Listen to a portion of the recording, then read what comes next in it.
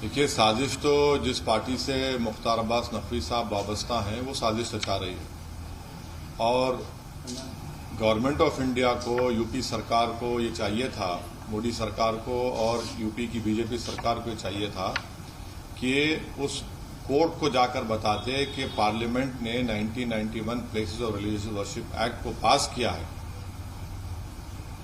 जिसमें कहा गया कि 15 अगस्त 1947 को जो रिलीजियस स्ट्रक्चर्स जो हैं, चाहे वो मस्जिद हो या मंदिर हो या जैन तबके के हों या सिखों के हो या ईसाइयों के हो या जिस किसी रिलीजियस प्लेस हो, उसको डिस्टर्ब नहीं किया जाएगा। वो नहीं किए, उनको तो चाहिए था कि कोर्ट को जाकर बताए। दूसरी बात यह है कि मोदी सरकार ये जानती है कि जब बाबरी मस्जिद सिविल टाइटल का जजमेंट आया, उसमें उस जजमेंट में यह कहा गया कि 1991 प्लेसेस ऑफ वर्शिप एक्ट को उन्होंने basic structure of the constitution से जोड़ दिया। तो ये सरकार की जिम्मेदारी थी, संवैधानिक जिम्मेदारी थी कि उस कोर्ट को बताए कि आप ये गलत कर रहे हैं। मगर क्योंकि आप नफरत की राजनीति करते हैं और आप हर नफरत में अपनी सियासी रोटी सेकते आए हैं, इसीलिए आपने खामोशी बनाए रखी है। वो बताए ना, बीजेपी बताए कि क्या वो 1991 places of religious worship act को मानती है, नहीं मानती है। मानना पड़ेगा, पार्लियामेंट से एक्ट है और सुप्रीम कोर्ट ने उसको कहा कि basic structure of the constitution से जुड़ा हुआ है। अगर ये मसले को तूल कोई दे रहा है तो वो बीजेपी दे रही है और संघ परिवार दे रही है। वो ये चाहते हैं कि वो जो नफरत का दौर था हमारे मुल्क में 1990 का, दोबारा इस मुल्क में दोहराने की कोशिश कर रहे हैं। क्या क्या नहीं खोया सबने, भारत ने खोया ना, देशवासियों ने खोया। आप क्या फिर वो नफरत की फिजा को पैदा करना चाहते हैं क्या? खुलकर बोलिए। बीजेपी प्रधानमंत्री को बोलना चाहिए कि उनकी सरकार कमिटेड है 1991 places of religious worship act के लिए। क्यों नहीं बोलते प्रधानमंत्री? क्यों नहीं बोलते देश के home minister? Court monitor committee का सर, कोर्ट मॉनिटर कमेटी वो का गलत करना कहां तक है? बिल्कुल गलत है, क्योंकि जब पार्लियामेंट ने एक्ट पास कर दिया और जब सुप्रीम कोर्ट ने ये कह दिया कि वो एक्ट हमारे बेसिक स्ट्रक्चर का हिस्सा है, तो आप किस बुनियाद पर कर रहे हैं? आप लोअर कोर्ट को कोई इख्तियार हासिल ही नहीं है कि सुप्रीम कोर्ट के फैसले का वायलेशन करे, पार्लियामेंट के एक्ट का वायलेशन करे। किस बुनियाद पर कर रहे हैं आप? गलत फैसला है उस कोर्ट का ये। Mr. Owaisi, you said that this survey might make a way for anti-Muslim violence. Now, what prompted you to make this alarming statement? Well, have we not learned the lessons of what happened pre-demolition and post-demolition of Babri Masjid? Why have we not learned a lesson from the same so-called survey that was done, that was completely rejected as biased by the Supreme Court? In the final title dispute, Supreme Court said it has no relevance.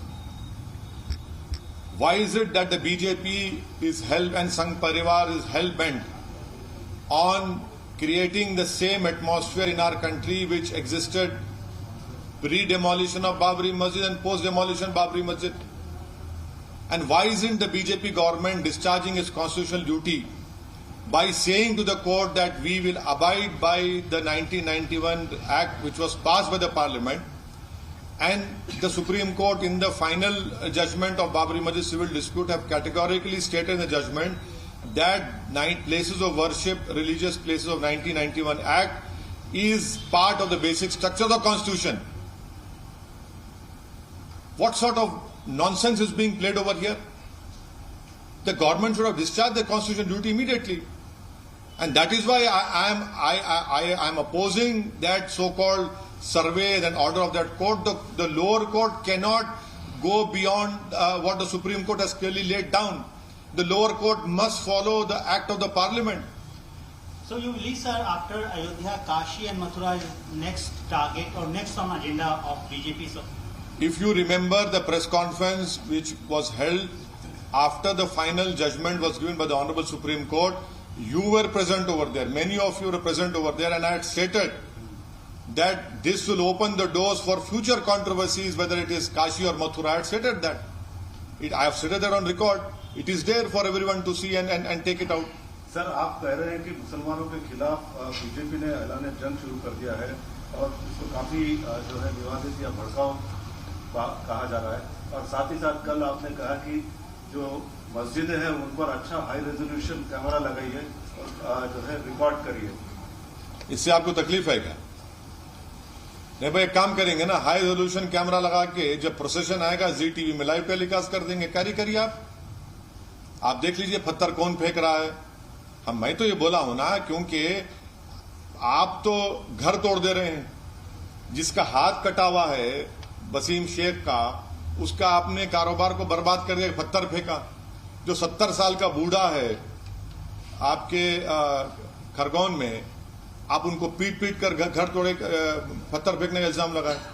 तो पूरे भारत के मुसलमानों से, बल्कि मंदिर के जिम्मेदारों से भी अपील कर रहा हूं, जब कभी भी जिस किसी का प्रोसेशन जाएगा, चाहे मीलाद का प्रोसेशन हो, रामनवमी का हो, हनुमान जयंती का हो, गणेश का हो, बोनाल का हो, जो कोई भी रिलीजियस प्रोसेशन जाएगा, कैमरा लगाइए हाई रेजोल्यूशन और फेसबुक पे लाइव टेलीकास्ट करिए, ताकि लोग देखें ना।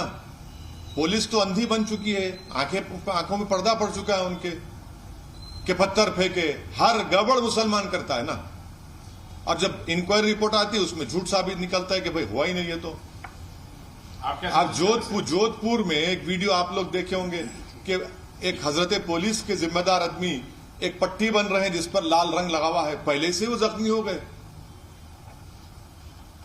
अरे यार, ये तो बॉलीवुड हॉलीवुड के फिल्म स्टारों को पानी पिला देंगे अगर एक्टिंग करना शुरू करेंगे पिक्चरों में। तो एक और बात भी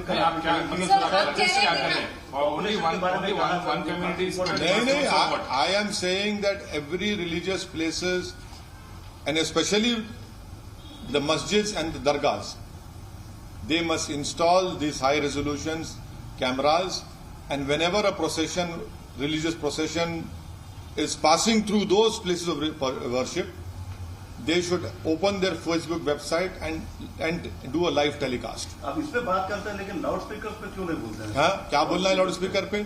कितना बड़ा लाउड स्पीकर बैठा हुआ आपके सामने? और क्या हूं ना आपको? हैदराबाद के सुरूर नगर में जो घटना हुई, हालांकि उस पर आपने कुछ देर से ही कल आपका बयान आया।